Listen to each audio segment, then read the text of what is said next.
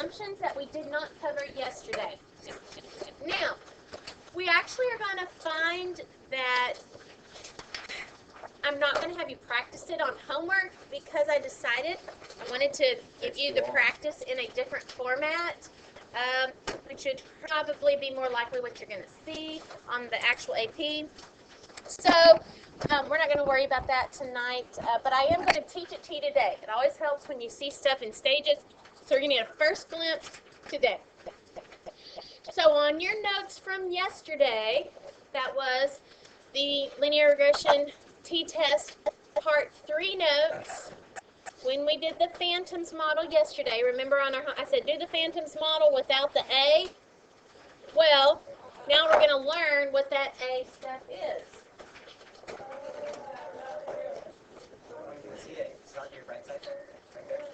Okay, so here we go. Down here at the bottom, you see this thing with conditions.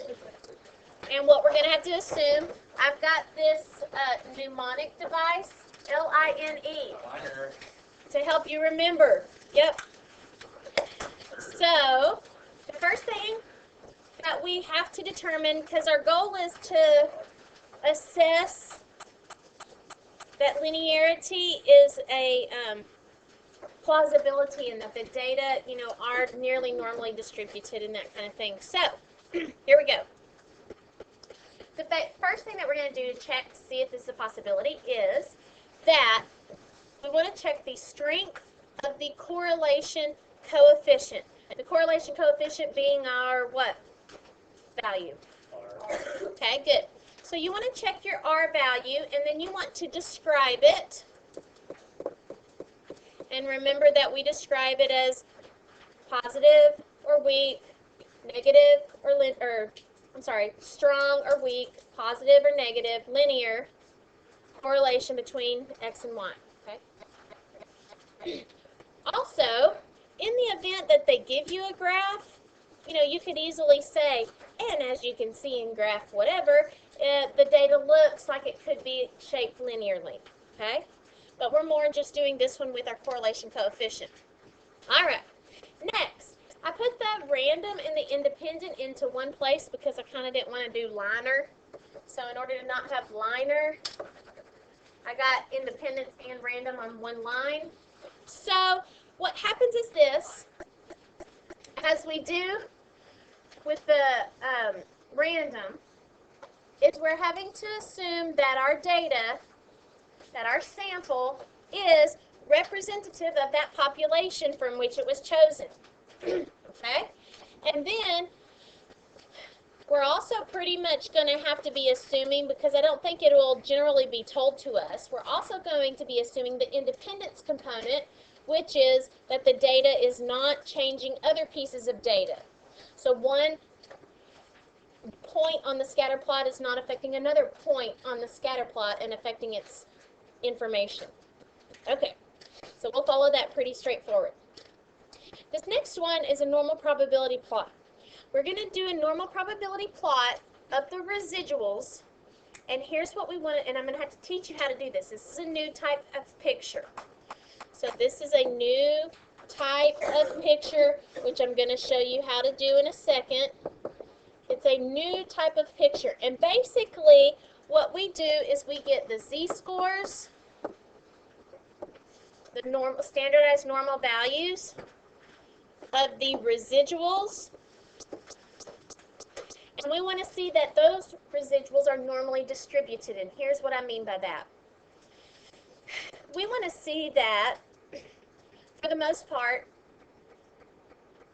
most of the residuals are within one standard deviation of predicted. Okay? We want to see that most, and actually it happens on our picture from last night's homework. Let me kind of talk you through this one while I do that. So what we see on this graph C is the normal probability plot. And I'm going to teach you how to make one of these by hand shortly. But look at what's happening. On the bottom, you have the normal scores. These are your z-scores. So here's a z-score of 0. And you can go out to, you know, 1 standard deviation out, and this is 1.25 and so on. But can you see, of course, this being a residual of 0, anything along here means that what did this data, tell me about that piece of data. Its residual is 0, so therefore it's what was expected.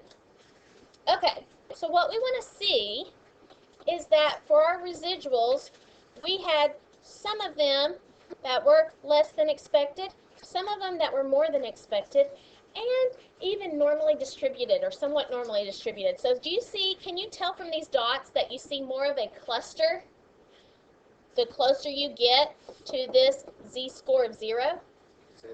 Yeah, I see that like in this section, here's the 1 standard deviation out. I've got a big chunk of the residuals in that area with some below, some above. And so essentially I would expect about 68% of the residuals data to be located within 1 standard deviation of expected. Okay? And likewise, if I was to go out here to 2 standard deviations, same thing, 95%. So that's what's happening with a normal probability plot. Okay, that's kind of intense. Let me just review that really quick. 0 standard deviations away from expected. Here's the prediction line. And you can see that some of the data is right on predicted. Some of the data is less than predicted. And some of the data is more than predicted. But we have a cluster here more in the middle because within 1 standard deviation of predicted, I have about 68% of the residuals and so on. Okay, so that's what's happening with a normal probability plot. Notice over here on the left, the residuals of the y value, and here is the normal scores. Yes. Okay. All right, so let's go back to this. We'll practice making that shortly. Now, the last one we are familiar with. The last one is check the residual plot to make sure that the distribution of the residuals is scattered fairly evenly, fairly equally varied.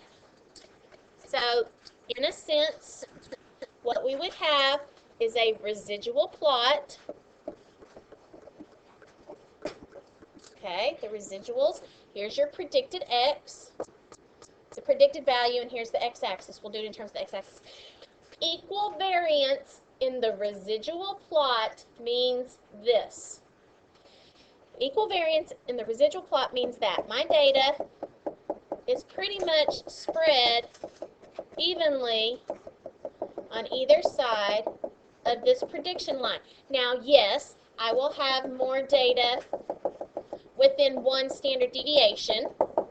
Okay, I've got more data within 1 standard deviation, so it's a little heftier here, closer to the prediction line. But what I do not have is a spanning out of the data, where, oh, now the farther along we get in the x direction, now the residuals or the data are farther away from expected. And then maybe they get closer to expected and go back like this. Okay, so we do not have this change in how far away your data is from the prediction line as x changes.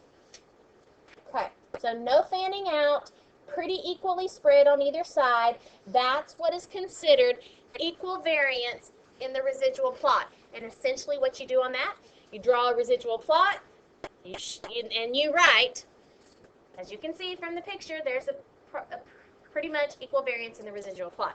Done. So, ta-da. Now I want to take that problem that we did yesterday here, and I want us to do the conditions on this.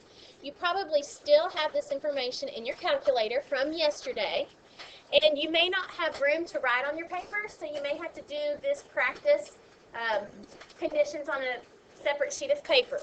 So here we go. We're going to practice conditions twice. Once on this and once on last night's homework. So here we go. Okay, what's our first condition that we're going to figure out? The L1, what's the L1? Linearity. Okay, linearity. What is my first step into talking about the linearity? What do I got to look at? The strength of the correlation coefficient, which is R. Good. Zach, do you need this paper here? Okay. The strength of the correlation coefficient, which is R.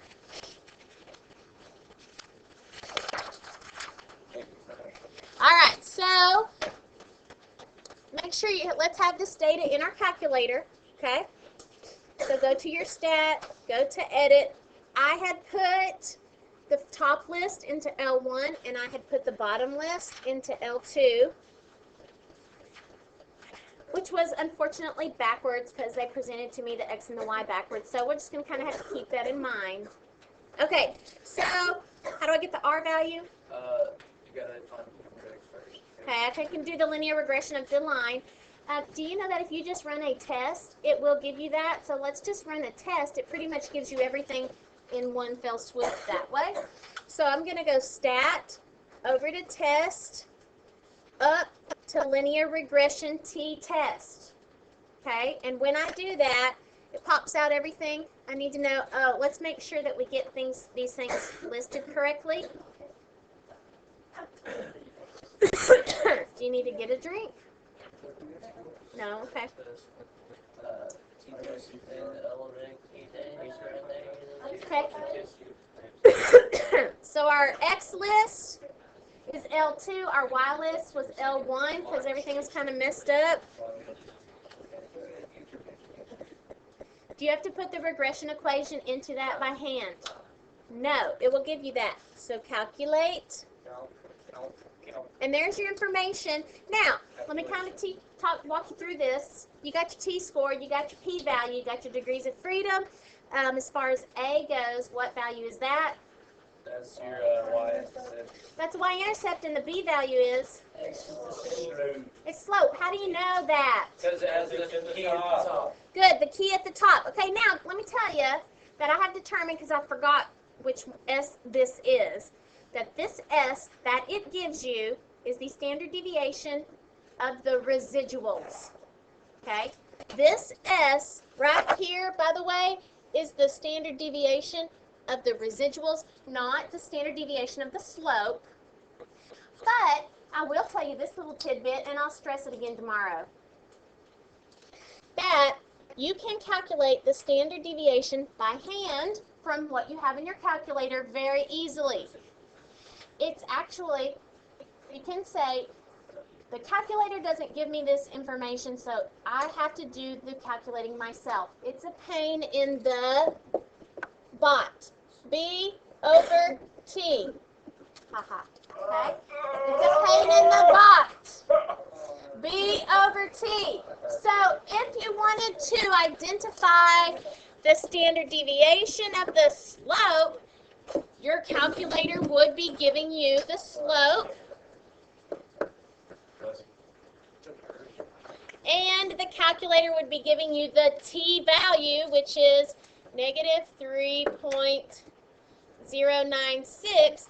And if you did that, there is how you would get the standard deviation of the slope. So the standard deviation of the slope is a pain in the butt. B over T. B over T. B over T. Okay? T. Or you could say Do T. All right. Let's keep going down. Voila. There's your R squared. Hello. Can I help you here? There's your R squared, and there's your R. So, sorry, we got a little sidetracked. Our R value is negative 0.784. So, here we go. Let's do this on our calculator. Let's do this here. Linearity. R is negative 0.784. And what do you say about that? fairly strong negative linear relationship Between X and Y, and put that in context. Okay? in time and image. All right, there we go. Between time and between image quality and time. Doesn't matter really which one you say first. Okay. What's next in our conditions and assumptions? We got the I. The I, which is Interpolate. independence and random. We're not interpolating. We may have to do some extrapolating later, but okay. Independent. Let's do the random. Assume that the sample is represent. Oh, because by the way, if we looked up here, look at how horrible they are on the information they give us.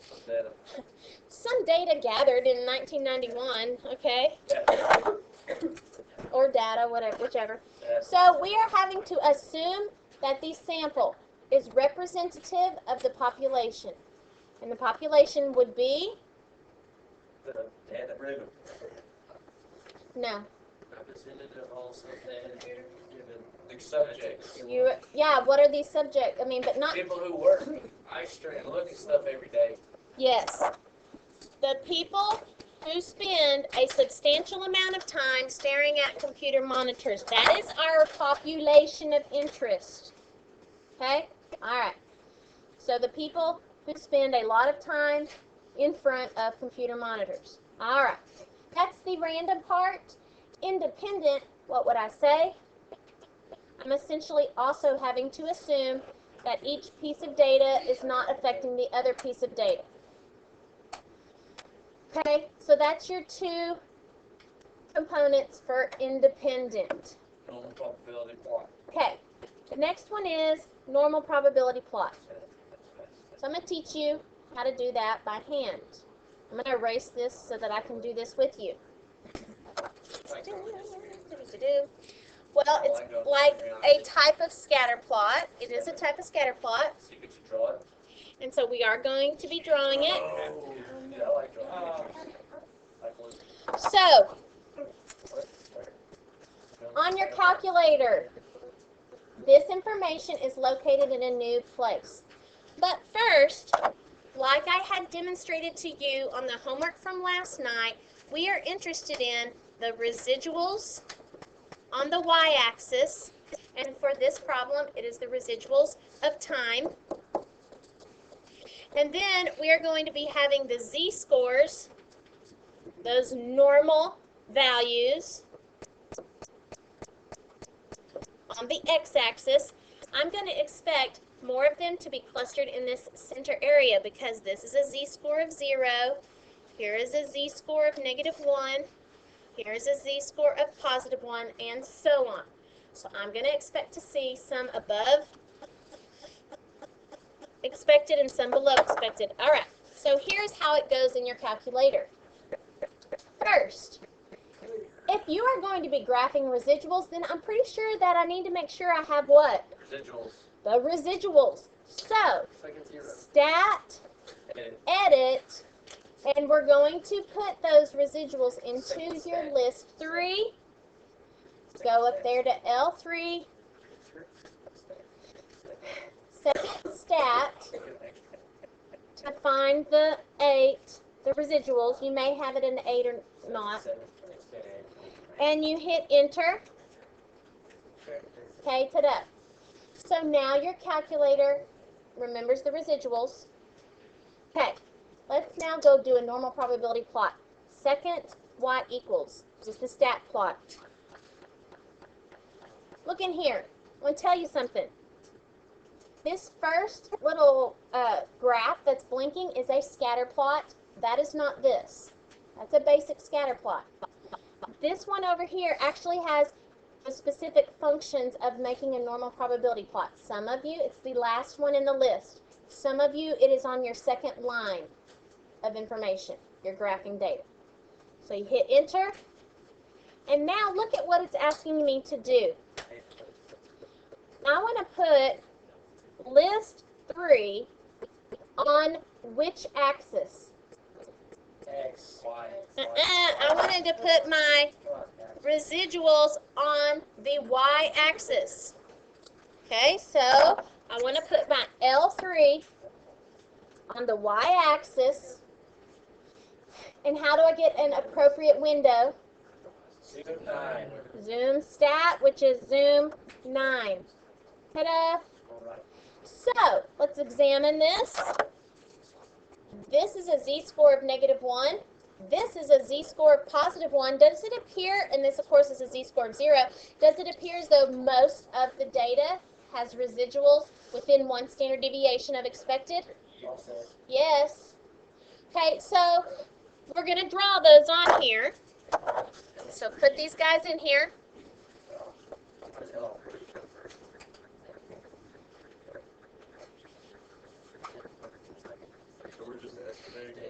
Yes. This is kind of extrapolating. We're estimating where those things are. We're just doing a rough sketch. What am I interested? Yes, ma'am. Do you have L3 wireless?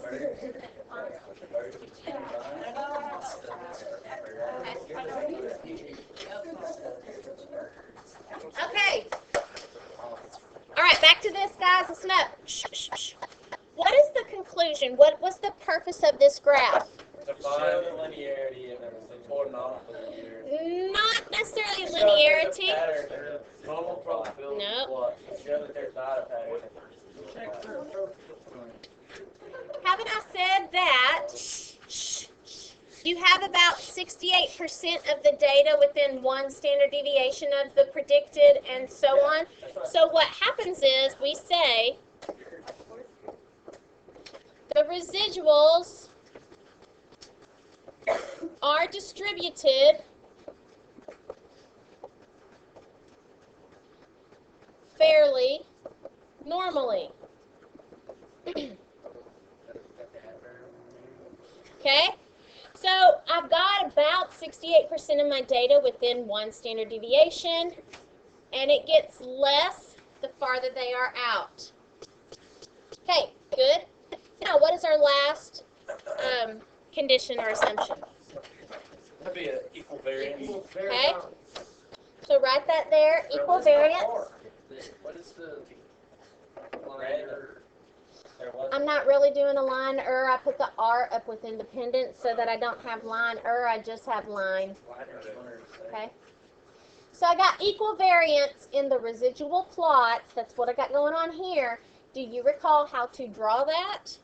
That is basic. We've done it in the past, so. Sideways T. Correct. Let's go look at this. Go to stat, plot. Okay. Going in here. Which type of graph am I interested in? Scatter. The first one, which is the scatter plot. Okay. Now, my X data was in what list? Yeah, I had put it in L2, and I am wanting to do the residuals, which are in L3, and now my zoom stat gives me this. Correct. Like, usually we have our X data in L1. Okay. So this is what our picture should look like. And so then what we're going to do is draw that picture right here. We're going to label ourselves a residual plot. Does it appear as though there's any fanning out in the residual plot, that it's becoming more varied, you know, as the prediction line goes on or anything? Or does it look equal variance in the residual plot? I believe so. So that's pretty much all you have to say on that one. You're claiming equal variance in the residual plot as evidenced by this picture that I just put here. Okay? So that's your support. Now, I don't have a conclusion to this as we have in the past. In the past, we've said normal model applies, or nearly normal model applies, or chi-squared model applies. Well, I'm not sure what it is, so that I'm going to look into that and see if we need to put a conclusion on this, okay? So just hold off on that for now. All right, done with that. Very tedious first time through the conditions. Let's now go to your homework here. I had you do your homework last night and not do the assumptions. But now we're going to do the assumptions. The good thing is that the pictures are drawn here for you. Yeah, we're doing it together. So, see how the pictures are here? That's going to make your easier now. You don't have to go through all the calculator steps. Look at number 8. So, the first thing you want to do, since you will be referencing these graphs, is to label them. Put graph A for one of them. It doesn't really matter which one you label. Graph A, B, and C are the ones that I had done. Does not matter. Okay.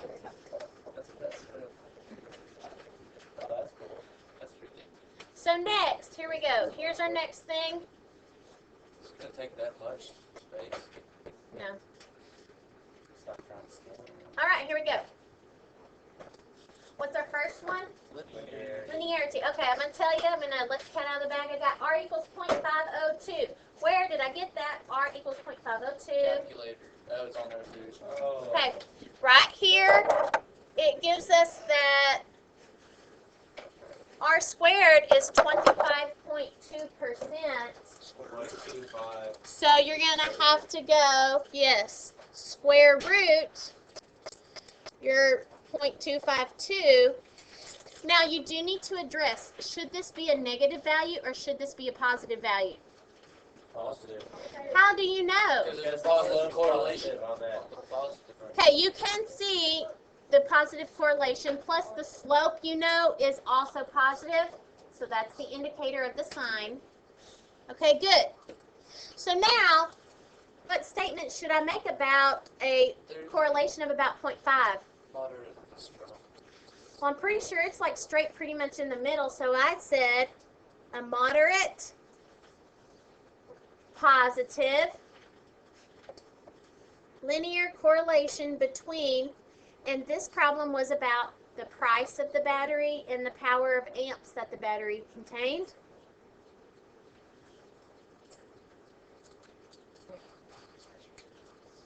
Okay, good.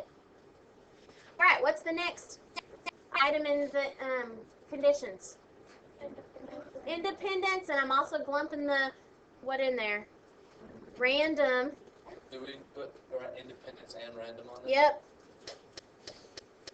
Oh, by the way, I forgot. I put C graph A. You don't have to, but A is the graph that is also supporting the fact that it's kind of looking linear. Okay? And since it's already drawn for you, it's simple to reference that. Okay. So, independence and random. So the first thing we're going to say about the random, we have to talk about our sample being sufficient. What do we say? Yeah, we're going to have to assume that the sample is representative of what? All car batteries. Yep, of all these type of batteries. All such batteries. That's the population to which we will be making an inference. Okay, so what is the independence component of that? Assume what? All batteries are independent of each other.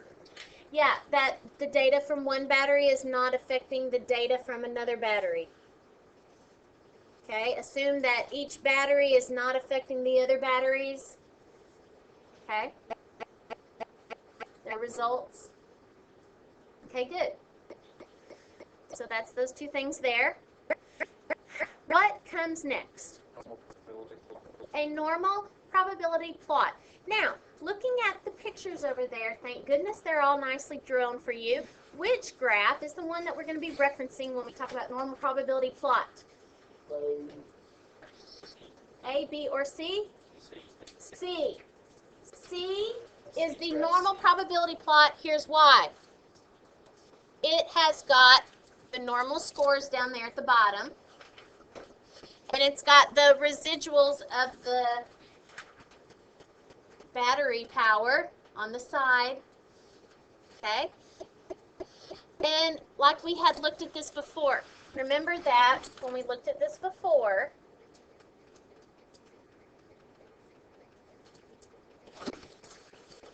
okay, this being 0, remember I had referenced that within one standard deviation, I've pretty much got what? 68 percentiles. Yeah, I've got a large chunk of the residuals.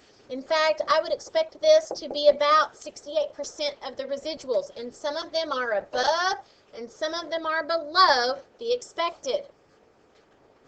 Okay? All right. So here's what I ended up doing whenever I wrote that down.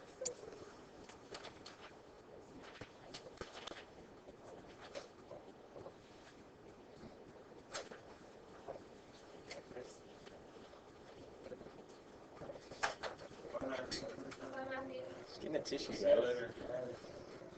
so here's what we got. Normal probability plot.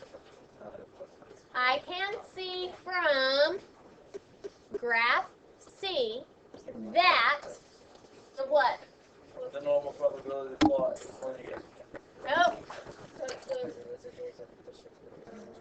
The residuals are distributed fairly normally. See, I've been referencing 68, 95, 99.7% of the residuals being within their appropriate standard deviations. 68, 95, 99%. So those residuals are being distributed fairly normally. Okay. All right, the last one is E. What's that going to be? Equal variance in the residual plot. Where can we see that? B. Graph B. Okay, good. So then that ends up being our conclusions. Awesome model plus. Okay, awesome model. Yeah, whatever it is, I don't know. So, okay, so there is your conditions. Now, like I said, and in fact, let's look at your homework really quickly. So go to the homework that you have tonight. Really sing Okay. your song. No. Really sing your song. We are stats. All right. Okay. Hey, we still have something to learn. We're not like done, but I want to reference that on your homework tonight. You really are not going to be doing your assumptions either because I want to give you those in picture form. So we will practice those tomorrow. I didn't have those for you today.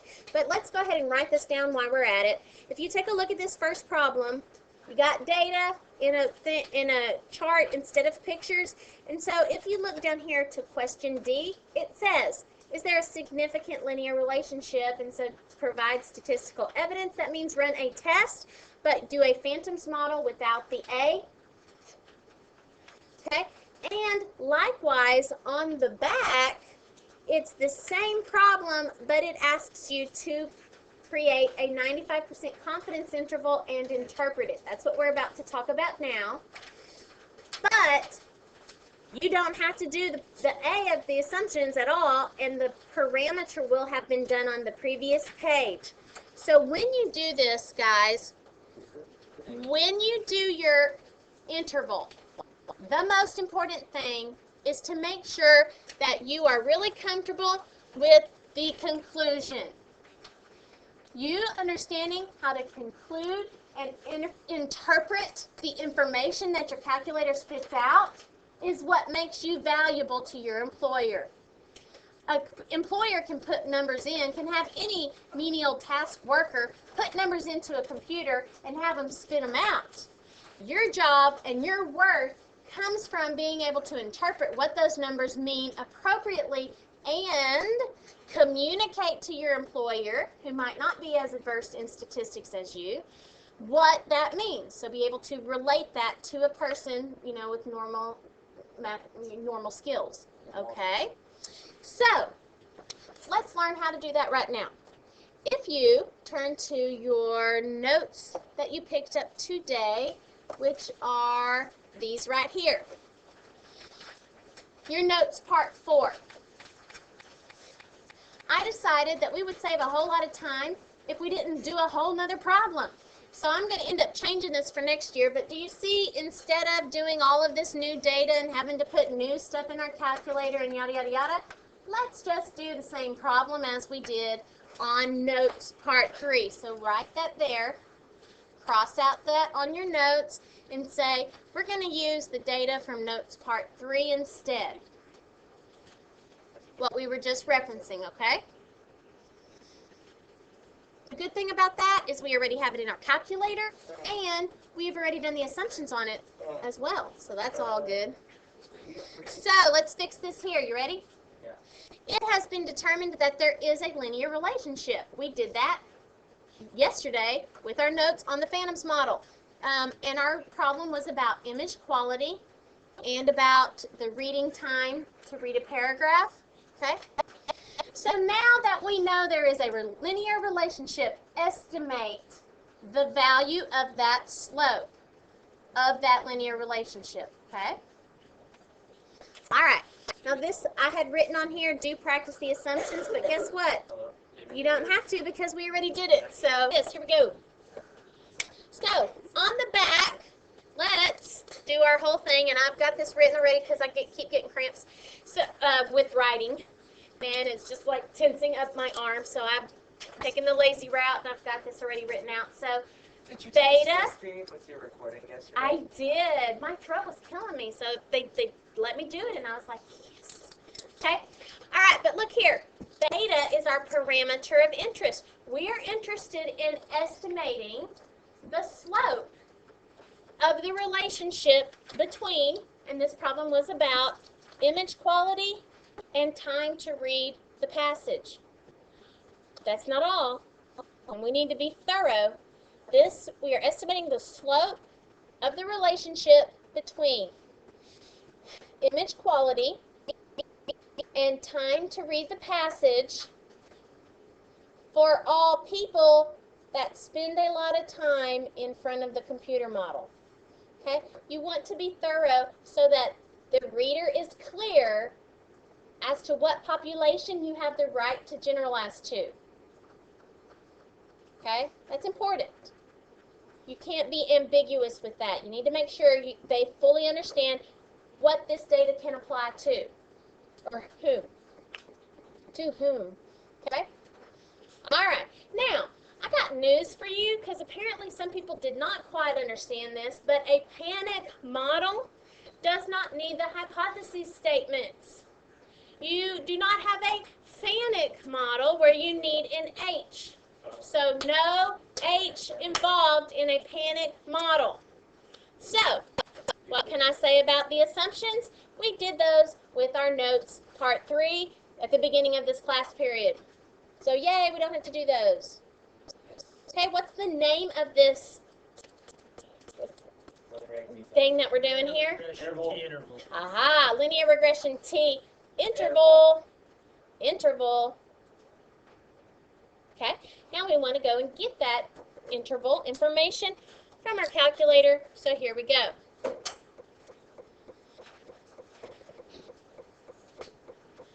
Okay, so you've got the data already in your calculator. And so we want to go stat plot. I can do this. Okay, thank you. So stat count, or over to test. I already have my data in. What am I going to do? Go up to linear regression T interval. Stat over to test, linear regression T interval. Okay? Hit enter. We got our step in. Make sure that your confidence level is what they requested, which is 95%. Okay? We do not have to put the regression equation in. It does that for us. Calculate. Okay? See, a calculator can compute for you. That's not what's important. Oh, and the TI-83s do not have this function either. So if you have a TI-83, you're going to have to lean on somebody else to give you the answers. Because you know what? The reality is, getting these numbers is a simple push of some buttons. What's important is the ability to compute or to interpret what that is. So please note that this information is from negative 0.6239, comma, negative 0.0731, and tell the reader which T-curve was utilized. It's the degrees of freedom, 6. All right. Now, before you get into the most important part of your job, which is the interpretation, I actually want us to kind of think about this little piece right here. So you don't have to necessarily draw this, but you should kind of be thinking about this, what I have here in green. You should be thinking that what's happening is as the image quality is increasing, as it's getting better, and I don't know exactly how it's measured, what's happening to the time to read since these values are negative? It's going down. The reading time is going down as the image quality is getting greater. So it's getting easier to read. So that's the way that you need to start off your interpretation. Of course, saying, I am 95% confident that, and then we're going to be interpreting this slope. And the interpretation of the slope is that for every 1 unit increase in what? Image quality, yes. I had to kind of generalize that. I don't know what the units that they're measuring image quality in. Maybe it should be pixels, megapixels, whatever. So for every 1 unit increase in image quality, the reading level or the reading time does what? Time decreases. It is decreasing, and I've got a range of values. It's decreasing between, and I listed them from negative, or the lower to the higher. See, so this number here is actually less, smaller amounts of seconds, and this number is a bigger number of seconds. What accounts for the negative sign? What word? Yes.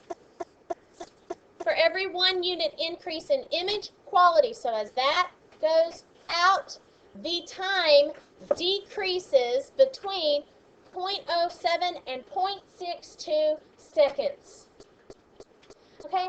That makes more sense than even saying what the slope of the relationship is, okay? This is something your employer will appreciate more because you can tell them what this really means. Now, we are interested in if 0 is in this interval. Because, do you remember, 0 being in the interval means what? There's no correlation. Good. If 0 is in the interval, then I do not have a linear relationship. It's all about linearity. Could it be quadratic? Could it be exponential? Could it be logarithmic? Could it be trigonometric? Whatever. Yes, it could be something else, but I am saying no linear relationship. Okay? Now, if 0 is not in the interval, then I say, yes, I have evidence of a linear relationship. So what do we say here? Is 0 in our interval? No. So I am in this situation right here. 0 is not in the interval, so since 0 is not in the slope interval, this further does what? Strengthens our hypothesis. Good. Or whatever. It further suggests that there is indeed a linear relationship between x and y, whatever. Okay? All right, and then I realized that when I was describing for you what you need to do on your homework, I just told you what you need to do on one problem, but you're supposed to do that phantoms without the A and the panic without the P and the A for both of the problems. So, for example, on your homework, I already told you about this, but number 2 of the homework has a computer printout. You also do the phantoms without the A for it, as well as the panic without the P and the A. So you've got 2 problems, no assumptions, so that helps for tomorrow. You do not have any more problems in the name the test or interval packet. No more problems in the name the test or interval packet tonight. Earlier, the guy